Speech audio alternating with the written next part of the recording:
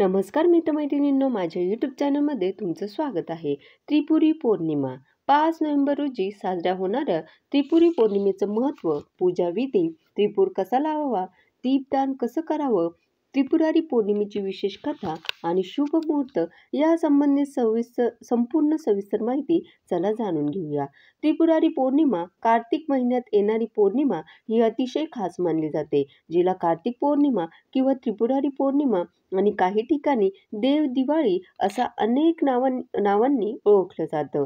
आता तुम्ही म्हणाल, या पौर्णिमेला त्रिपुरारी असं का म्हणतात? तर यामागे एक खूप जुनी आणि महत्त्वाची पौराणिक कथा आहे. प्राचीन काळी त्रिपुरासूर नावाचे 3 अत्यंत शक्तिशाली राक्षस होते.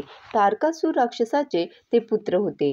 तारकाक्ष, कमलाक्ष आणि विद्युन्माली या तिघांनी कठोर तपश्चर्या करून ब्रह्मदेवांकडून अमरत्वाचे वर मागितलं.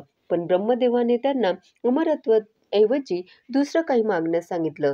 तेव्हा या राक्षसांनी 3 अभेद्य नगरे मागून घेतली, जी पृथ्वी, आकाश आणि पाताळात फिरू शकते. आणि हजारो वर्षांनी जेव्हा तिन्ही नगरे एकाच रश्यात येतील, तेव्हाच त्याचा विनाश एका बाणाने शक्य होईल असा वर मागितला. ब्रह्मदेवाने त्यांना तथास्तु म्हटलं आणि त्यांना 3 अद्भुत नगरे प्राप्त झाली. या वरामुळे उन्मत्त होऊन त्रिपुरासुराने स्वर्गात आणि पृथ्वीवर हाहाकार माजवला आणि ऋषीमुनींना खूप त्रास देऊ लागले. त्यांच्या त्रासाला कंटाळून देवतांनी भगवान शंकरांची प्रार्थना केली. तेव्हा भगवान शंकरांनी ब्रह्मा आणि विष्णू यांच्या मदतीने एक विशेष रथ तयार केला. भगवान शिवशंकर या रथावर आरूढ झाले आणि त्यांनी एकाच बाणाने त्रिपुरासुराची 3 नगरे एकाच वेळी नष्ट केली.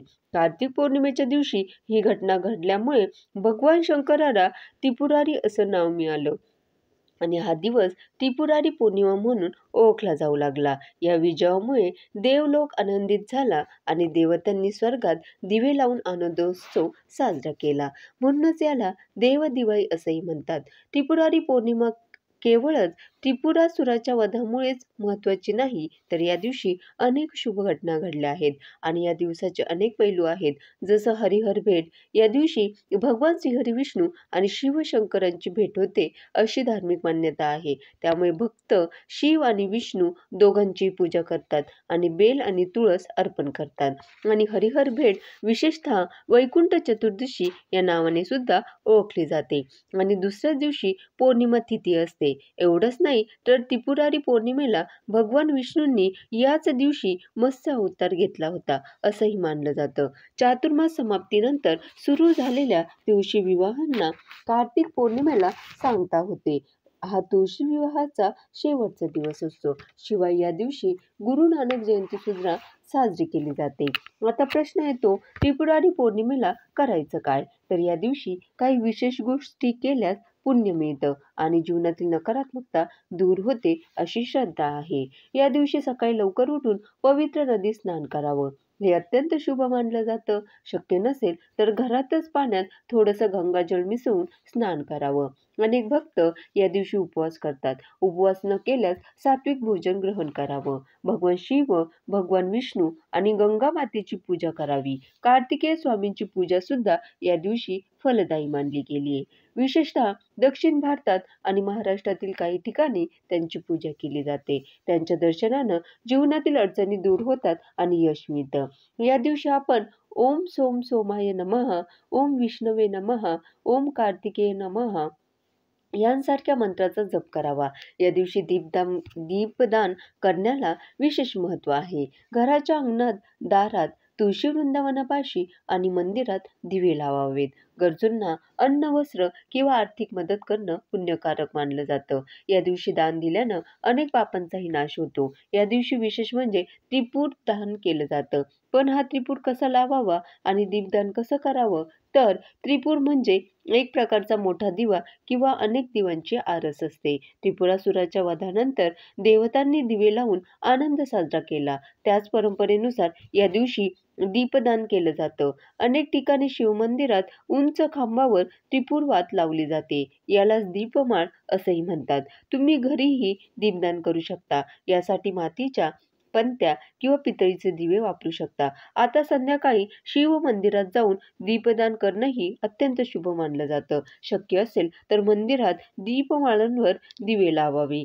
घरी मुख्य प्रवेशद्वारावर, तुळशी वृंदावनाजवळ, देवघरात आणि पाण्याच्या स्रोताजवळ म्हणजे जसं नळ असेल, पाण्याचं ठिकाण, विहीर, घराशेजारी नदी, तलाव असेल तिथेही दिवे लावणे अत्यंत शुभ मानलं जातं. काही ठिकाणी 750 वातींचा त्रिपूर लावला जातो, जो त्रिपुरासुराच्या वधाचं प्रतीक मानला जातो. तुम्ही आपल्या क्षमतेनुसार आणि श्रद्धेनुसार अनेक दिवे प्रज्वलित करून दीपोत्सव साजरा करू शकता किंवा त्रिपूर वात लावून या दिव्यामुळे जीवनातील अंधार दूर करू शकता. यामुळे सकारात्मकता नक्कीच येते अशी मान्यता आहे. त्यासाठी 750 वाती एकत्र करून एकच वात तयार करावी आणि त्रिपूर वात जाळावी. मात्र हा त्रिपूर योग्य वेळेत लावणंही गरजेचं आहे. कार्तिक पौर्णिमा ही 4 नोव्हेंबर 2025 रोजी रात्री 10:36 सुरू होणार आहे आणि 5 नोव्हेंबर रोजी सायंकाळी 6:48 समाप्त होणार आहे. उदय तिथीनुसार त्रिपुरारी पौर्णिमा ही 5 नोव्हेंबर रोजी साजरी केली जाईल. या दिवशी दानधर्माचा मुहूर्त आणि गंगा स्नानाचा मुहूर्त पहाटे 4:51 पासून ते 5:43 पर्यंत आहे. या दिवशी पूजा सकाळी 7:58 पासून ते 9:20 पर्यंत करावी. प्रदोष काळात म्हणजे सायंकाळी 5:15 पासून ते 7:50 पर्यंत पूजन करावं. सायंकाळी 7:20 चंद्रदेवतेला अर्घ्य देणंही या दिवशी शुभ मानलं जातं. त्रिपुरारी पौर्णिमेचं व्रत, पूजा आणि दीपदान केल्यानं जीवनात वृद्धी होते, सर्व पापांचा नाश होतो आणि व्यक्तीला मोक्ष प्राप्त होतो अशी धार्मिक श्रद्धा आहे. धन्यवाद.